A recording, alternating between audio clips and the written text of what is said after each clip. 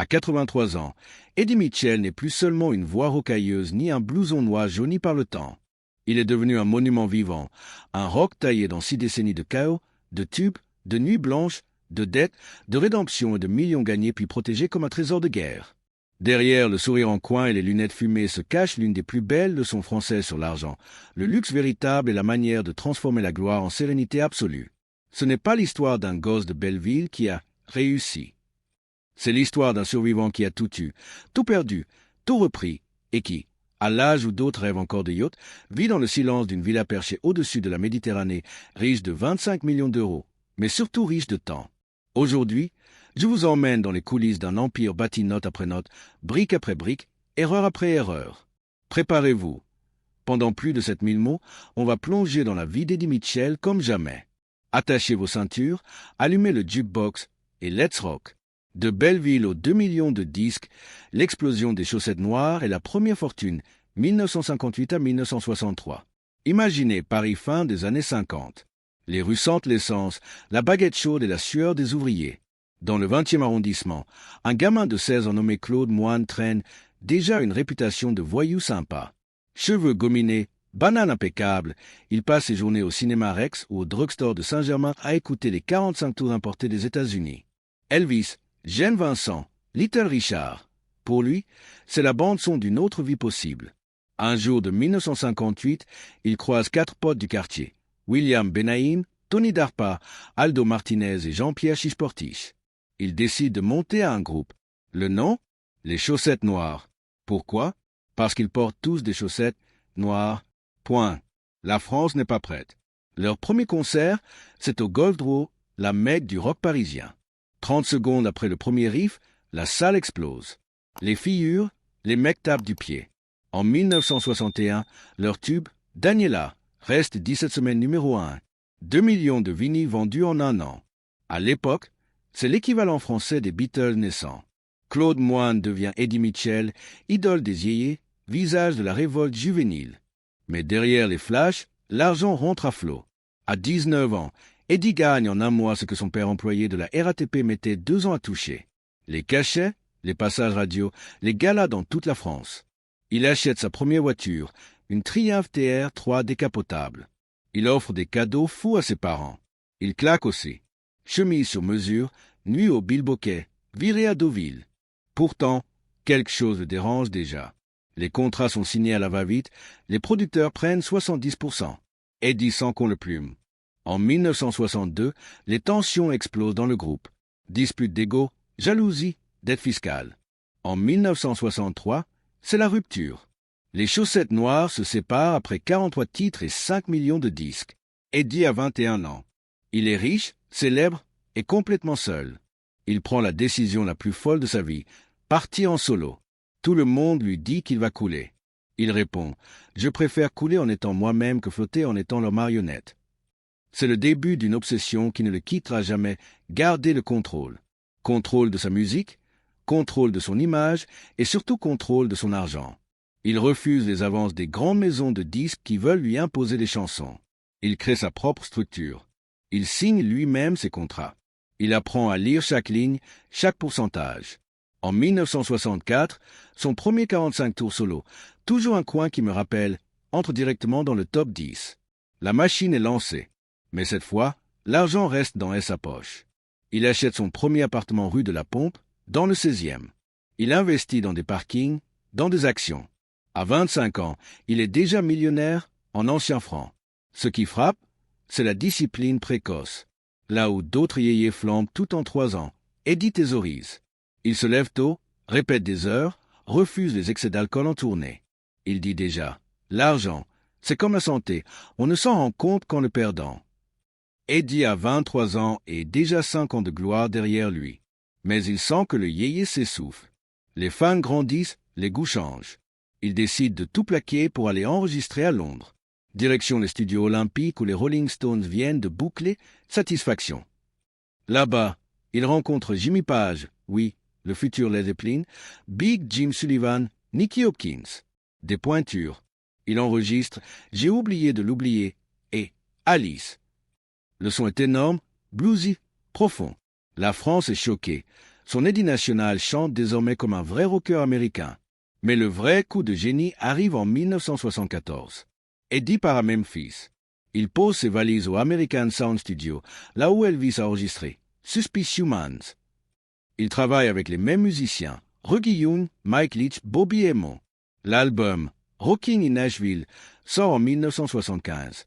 C'est une bombe. La dernière séance, sur la route de Memphis, c'est un rocker, deviennent des hymnes. À chaque album, Eddie conserve 100% de ses masters. À l'époque, c'est rarissime. Les maisons de disques veulent tout. Lui refuse. Il paie de sa poche les studios, les musiciens, les arrangements. En échange, il possède chaque note. Résultat, 50 ans plus tard, ses chansons lui rapportent encore entre 200 000 et 400 000 euros par an rien qu'en droits SACEM. En parallèle, il enchaîne les Bercy, les Olympias, les Zénith avant même que le mot existe. 50 à 80 concerts par an. Cachet, 8 000 à 15 000 euros par soir dans les années 70, l'équivalent de 80 000 euros aujourd'hui. Il remplit des salles de 10 000 personnes sans pub, sans réseaux sociaux, juste avec sa voix et sa gueule. Mais l'argent brûle les doigts. En 1979, il divorce de Françoise Lave.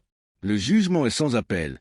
Pension alimentaire à vie pour elle et les 2 enfants, Eddie Junior et Marilyn. Montant, l'équivalent de 10 000 euros mensuels actuels. Pour payer, il accepte la tournée des 200 dates. 200 concerts en 18 mois. Il dort 3 heures par nuit. Sniff pour tenir, boit pour oublier. C'est l'époque où il dira plus tard « Je ne prenais pas de coke pour le plaisir. Je la prenais pour ne pas mourir sur scène. » En coulisses, il perd aussi au jeu. Les casinos de Deauville, d'Enghien, de Paris. Des nuits entières au poker.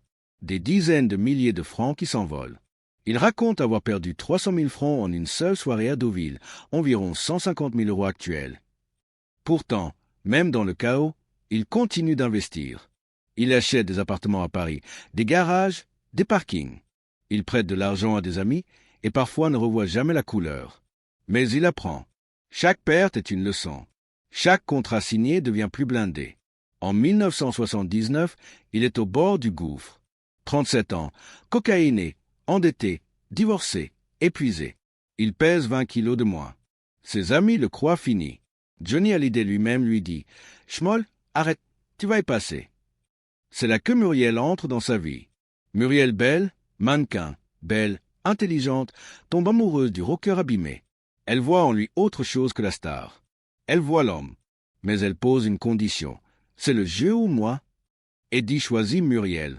En 1980, il écrit une lettre manuscrite au ministère de l'Intérieur pour demander à être interdit de casinos sur tout le territoire français. L'empire silencieux, immobilier, droit d'auteur et la machine à cash qui tourne encore à 83 ans, 1990 à 2010. Les années 90 marquent l'entrée d'Eddie dans la cour des vrais hommes d'affaires. Il ne court plus après les tubes. Il construit. Son catalogue compte déjà 400 chansons. Chaque diffusion radio, chaque passage en boîte, chaque compilation rapporte. En 1995, la SACEM le classe parmi les 20 auteurs-compositeurs les mieux payés de France. Il touche 350 000 euros de droits par an. En 2000, c'est 500 000 euros. En 2010, malgré le piratage, il reste à 300 000 euros. Côté immobilier, il possède un appartement de 200 mètres carrés rue de la Pompe, valeur 5 millions d'euros, la villa de Saint-Tropez, 12 millions d'euros, un autre appartement à Paris 8e, 3 millions d'euros, des parkings et garages dans Paris, 1,5 million d'euros, une maison à Haut-Ségor, 1 million d'euros, total immobilier, environ 22 millions d'euros. En 1994, il sort Mitchellville, album concept sur l'Amérique. Succès critique. En 1996, Monsieur Eddie, hommage à Elvis. 500 000 exemplaires. En 1999, il fait le Stade de France avec Johnny. 80 000 personnes.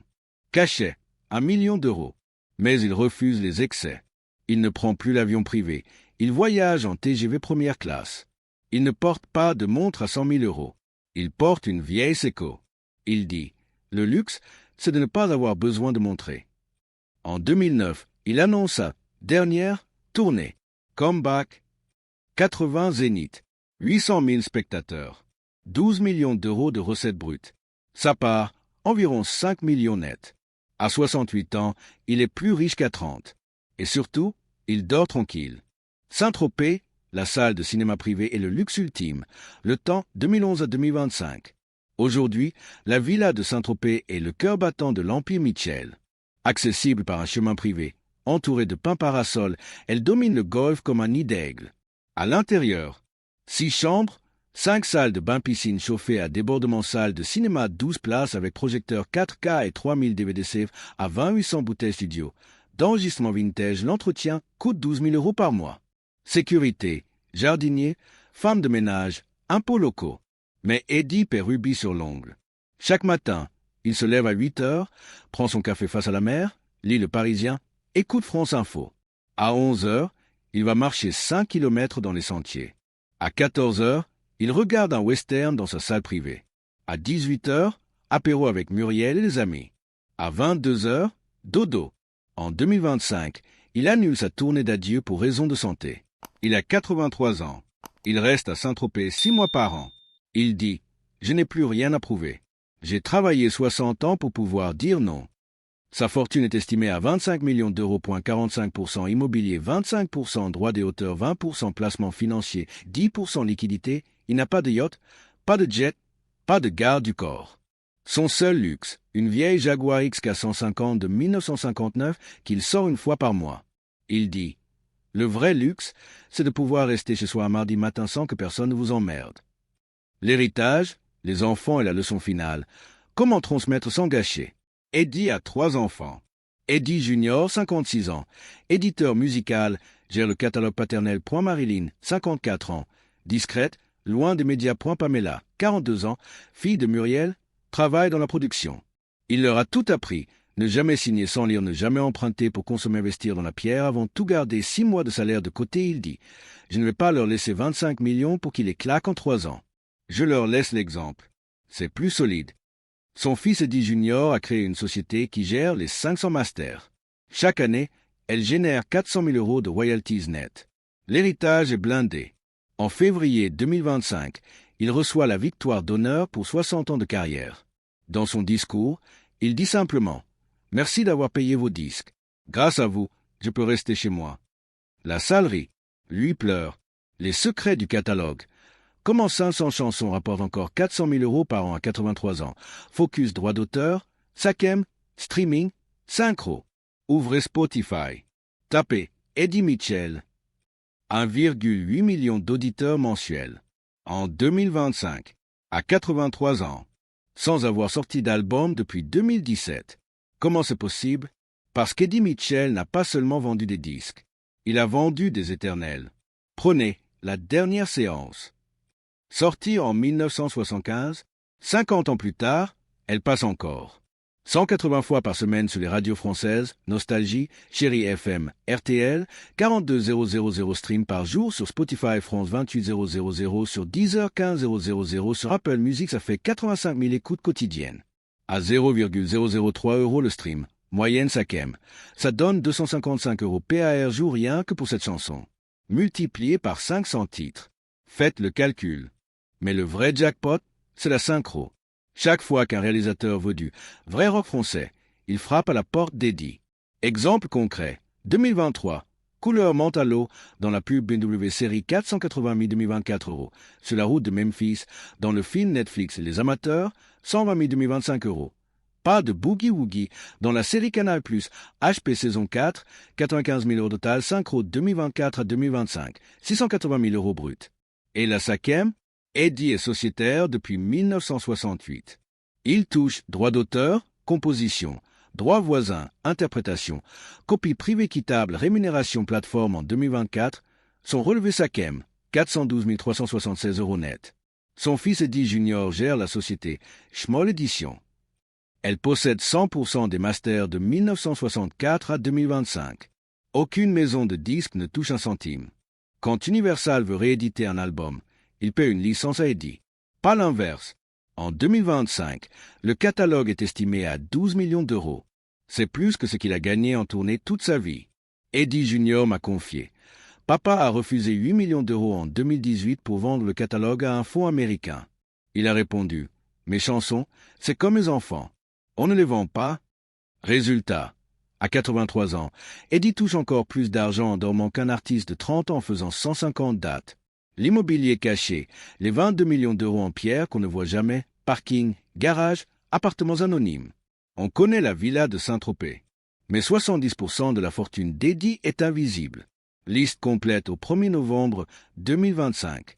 Appartement 200 mètres carrés, 52 rue de la Pompe, Paris 16e, valeur 5,8 millions d'euros, acheté 1981, 380 000 euros, Villa Saint-Tropez, Ramatuelle, chemin des Salins, 12,2 millions d'euros, acheté 1982, 750 000 F, appartement 120 mètres carrés, 12 avenue Jorvet, Paris 8e, 4,1 millions d'euros. Acheté 1992, maison au Ségor, 220 mètres carrés avec piscine, 1,65 M €, 42 places de parking, Paris 16e et 8e, 1,9 M €, 18 box fermées, sous-sol rue de la Pompe, 1,44 M € local, commercial, 80 mètres carrés. Loué à une pharmacie. Avenue Mozart, 1,1 M € terrain constructible, 1200 mètres carrés. Grimaud, à côté de Saint-Tropez, 2,3 millions d'euros total immobilier. 30,49 millions d'euros. J'ai dit 22 avant, c'était sous-estimé. Le génie, tout est payé. Zéro crédit. Exemple, les 42 parkings rapportent 1200 €, mois chacun en location longue durée. Soit 50 400 €, mois, 604 800 € en aide d'impôt. Eddie a acheté ses premiers parkings en 1972 à 8 000 F pièces. Aujourd'hui, chacun vaut 45 000 €. Il a une règle, jamais plus de 5% de la valeur du bien en travaux. Son notaire de Saint-Tropez raconte, M. Mitchell paie toujours en chèque de banque. Il n'a pas fait un emprunt depuis 1985. En 2025, la villa de Saint-Tropez est assurée 18 millions. Il paie 40 000 € d'assurance par an. Il rit. C'est le prix d'une Clio neuve pour dormir tranquille. Les erreurs à ne pas reproduire, les 7 plus gros gouffres financiers d'Eddie, et comment il s'en est sorti. Le restaurant, le Schmoll, 1981, investissement, 2,2 millions de francs. Fermeture 14 mois plus tard. Perte totale. Leçon. Ne jamais mettre son nom sur une porte si on ne sait pas faire des omelettes. Le prêt à un ami producteur, 1978, 500 000 F prêtés sans contrat. Jamais remboursé. Leçon. L'amitié s'arrête où commence le carnet de chèques. Les casinos, 1975 à 1980, estimation totale perdue, 4,8 millions de francs, 2,5 millions d'euros actuels. Leçon. L'interdiction volontaire de casino. Le divorce Françoise, 1979, pension à vie, 9 800 €, mois indexé. Total versé 1979 à 2025, 5,36 millions d'euros. Leçon. Le mariage, c'est un contrat. Lis-le avant de signer avec ton cœur. La tournée 200 dates 1980, coût santé, dépression, cure de désintox. Coût financier, 1,2 million d'euros de frais médicaux sur 10 ans. Leçon. Ton corps n'est pas une machine. Les impôts 1961 à 1975 amende URSSAF 1976, 3,1 millions de francs. Leçon. Payer un bon comptable dès le premier million. L'achat d'une Ferrari Daytona, 1973. Acheter 380 000 F revendu 1976 à 120 000 F. Perte, 260 000 F. Leçon. Les voitures, ça roule. L'immobilier, ça reste. Total pertes estimées, 12,5 millions d'euros actuels. Eddie rit. J'ai perdu assez pour être riche 2 fois. Mais j'ai appris assez pour ne jamais être pauvre. Johnny, Michel, Jacques, pourquoi Eddie est plus riche que tous les autres hier réunis? Comparatif fortune 2025. Johnny Hallyday, 0 € au décès, d'être plus succession. Michel Polnareff, août 2010 au Jacques Dutronc. Décembre 2015 au Sylvie Vartan. 18 € Mitchell. 30 à 32 millions d'euros net. Pourquoi? Pas de drogue due après 1981. Johnny. 500 000 € en coque dans les années 2000. Pas de 15 mariages. Johnny. 5 divorces coûteux. Pas de gestion déléguée. Polnareff a perdu 40 millions d'euros avec des gestionnaires véreux. Pas de villa aux États-Unis. Dutronc a vendu Corsa-Vie à perte. Catalogue 100% possédé. Vartan a cédé 50% de ses Mastera. Universal, Johnny avant de mourir. Schmoll, t'es le seul qui va mourir riche. Eddie a répondu, non, je vais mourir vieux. C'est déjà pas mal. La journée type à 83 ans. Comment on vit quand on a 32 millions et 0 obligation? 7h30, réveil. Café noir. Vue sur le golfe. 8h, lecture Le Parisien plus Figaro. 9h, 5 km marche rapide sentier des douaniers. 11 heures, projection privée. Aujourd'hui, Rio Bravo, 143e fois. 13 heures, repas avec Muriel. Salade niçoise, rosée de Provence. 15 heures, sieste 45 minutes. 16 heures, appel avec Eddie Junior pour les royalties du trimestre. 17h30, apéro avec les voisins. Patrick Sébastien vient souvent. 19 heures, dîner léger. 21 heures, question pour un champion, en replay. 22h30, coucher.